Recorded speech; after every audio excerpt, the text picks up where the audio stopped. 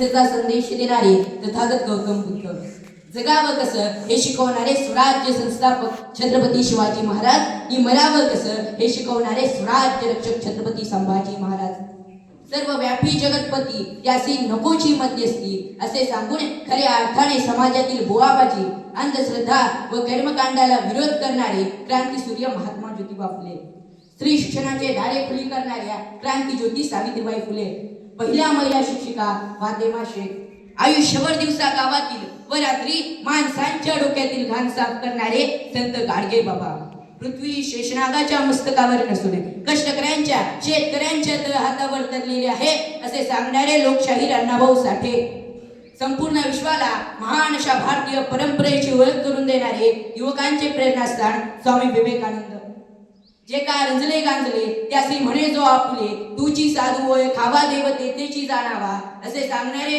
जगद्गुरु तुकोबाराय, राज्यघटनेचे शिल्पकार महामानव डॉक्टर बाबासाहेब आंबेडकर, देशाच्या सीमेवर लढणाऱ्या सैनिकांना, शेतात राबणाऱ्या तमाम शेतकरी बांधवांना, तसेच मला घडवणाऱ्या सर्व गुरुजनांना वंदन करून मी ऋतुराज वर्षा भरत काकडे माझ्या विचाराला सुरुवात करतो. ज्यांच्या हातातलं कलम तलवारीपेक्षाही धारदार होतं आणि ज्यांच्या मस्तकातलं निळं सूर्यापेक्षाही तेजस्वी होतं, अशा क्रांती सूर्याच्या जयंतीनिमित्त आज आपण इथे जमलो आहोत. लोक म्हणतात वाघाची डरकाई फक्त जंगलातच ऐकू येते, पण मी म्हणतो साता समुद्रापार आपल्या विद्वत्तेची डरकाई आजही फोडणारा ढाण्या वाघ म्हणजेच माझे भीमराव रामजी आंबेडकर, म्हणजेच माझे भीमराव रामजी आंबेडकर. एका शिक्षकाने विद्यार्थ्यांना 3 प्रश्न विचारले. प्रत्येक प्रश्नाचं उत्तर एका शब्दात द्यायचं होतं. पहिला प्रश्न होता देव म्हणजे काय, दुसरा प्रश्न होता राजा म्हणजे काय, आणि शेवटचा प्रश्न होता ज्ञान बुद्धिमान नि स्वाभिमान म्हणजे काय. वर्गातील एका मुलाने खूप सुंदर शब्दात उत्तर दिले. तो म्हणतो देव म्हणजे आई, राजा म्हणजे शिवराय, ज्ञान बुद्धिमान नि स्वाभिमान म्हणजे भीमराय, ज्ञान बुद्धिमान नि स्वाभिमान म्हणजे भीमराय. अशा भीमरायांचा जन्म 14 एप्रिल 1891 रोजी महू येथे झाला. आई असली की आईचं बोट धरता येतं, पण आई लवकर गेली तर तो आधार देणारा हात हरवतो. त्या लेकराला स्वतःच स्वतःची आई व्हावं लागतं. अगदी असंच पोरके पण भीमाबाई व रामजी सतपाल यांच्या पोटी जन्मलेल्या 14व्या लेकराच्या वाट्याला आलं होतं. माझे भीमराव अवघे 6 वर्षाचे असताना त्यांचे बैल त्यांना पोलके करून निघून गेले.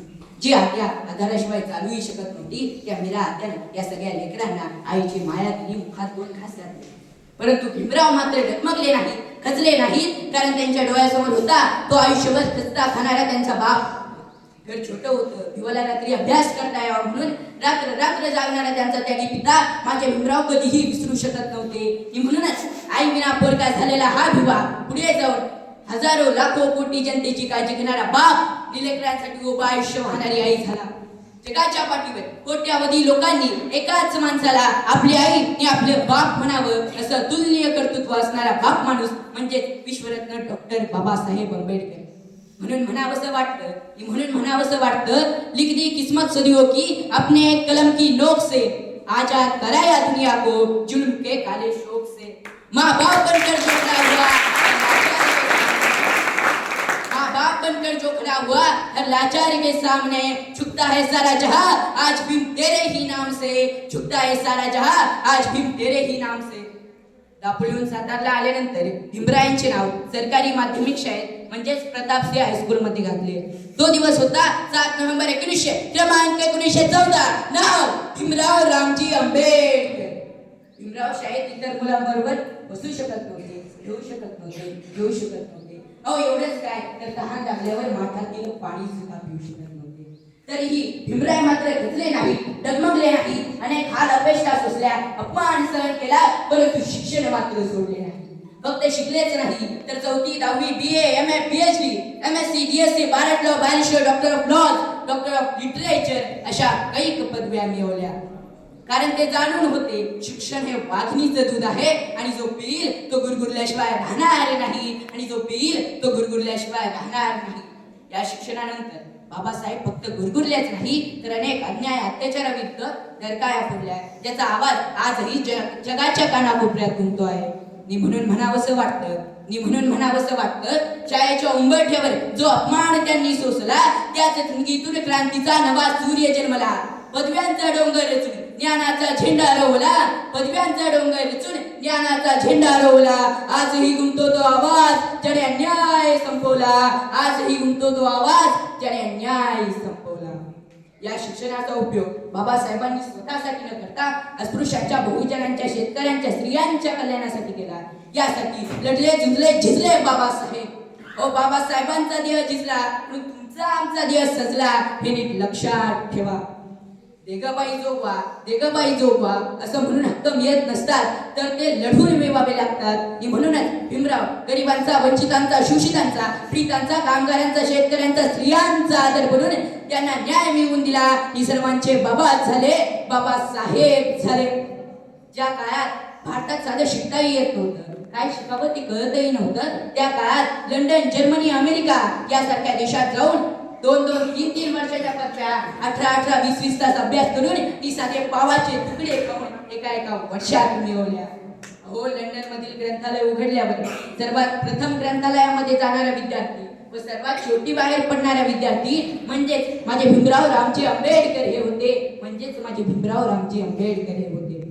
बाबासाहेबांनी 32 पदव्या मिळवल्या, 9 भाषा त्यांना येत होत्या. अहो, साधं पुस्तक घ्यायला बहिणीचे दागिने गहाण टाकायला लागायचे. त्याच भीमरावांनी आपल्या 50,000 पुस्तकांसाठी मुंबई येथे राजगृह नावाचा बंगला बांधला. एवढं त्यांचं पुस्तक प्रेम अफाट होतं, कारण ते जाणून होते पुस्तक वाचल्यानंतर मस्तक सुधारतं. सुधारलेलं मस्तक पुन्हा पुढे ही नत मस्तक होत नाही. म्हणूनच बाबासाहेबांचा इतिहास समजून घ्यायचा असेल तर जगदीश ओव्हाळांचे अमेरिकेच्या कोलंबिया विद्यापीठात प्रकाशित झालेले जग बदलणारा बाप माणूस हे पुस्तक तुम्ही आम्ही नक्कीच वाचले पाहिजे. मूकनायक, समता जनता, प्रबुद्ध भारत या वृत्तपत्रांचे जनक थोर विचारवंत डॉक्टर बाबासाहेब आंबेडकर, चौदार तळ्याचा सत्याग्रह करणारे, मनुस्मृतीचे धरण करणारे, अंबाबाई मंदिर, काळाराम मंदिर, पर्वती मंदिर अशा अनेक मंदिर प्रवेशासाठी सत्याग्रह करणारे थोर क्रांतिकारक डॉक्टर बाबासाहेब आंबेडकर, धोतीबंदी कायदा आणणारे, कामाचे तास 12 वरून 8 तास करणारे थोर कामगार नेते डॉक्टर बाबासाहेब आंबेडकर, हिराकूड प्रकल्प, दामोदर प्रकल्प या जलप्रकल्पांची संकल्पना मांडणारे थोर जलतज्ञ डॉक्टर बाबासाहेब आंबेडकर, भारतीय अर्थव्यवस्थेचा पाया म्हणजे आरबीआयच्या स्थापनेत मोलाची भूमिका बजावणारे थोर अर्थतज्ञ डॉक्टर बाबासाहेब आंबेडकर, अवघे 2 वर्ष 11 महिने 18 दिवसात भारताला जगातील महान असं संविधान बहाल करणारे महामानव विश्वरत्न डॉक्टर बाबासाहेब आंबेडकर, महामानव विश्वरत्न डॉक्टर बाबासाहेब आंबेडकर. या बाबासाहेबांसारख्या अथांग महासागराला माझ्यासारखा छोटासा तो बिंदू शब्दात काय मांडणार. शेवटी जाता जाता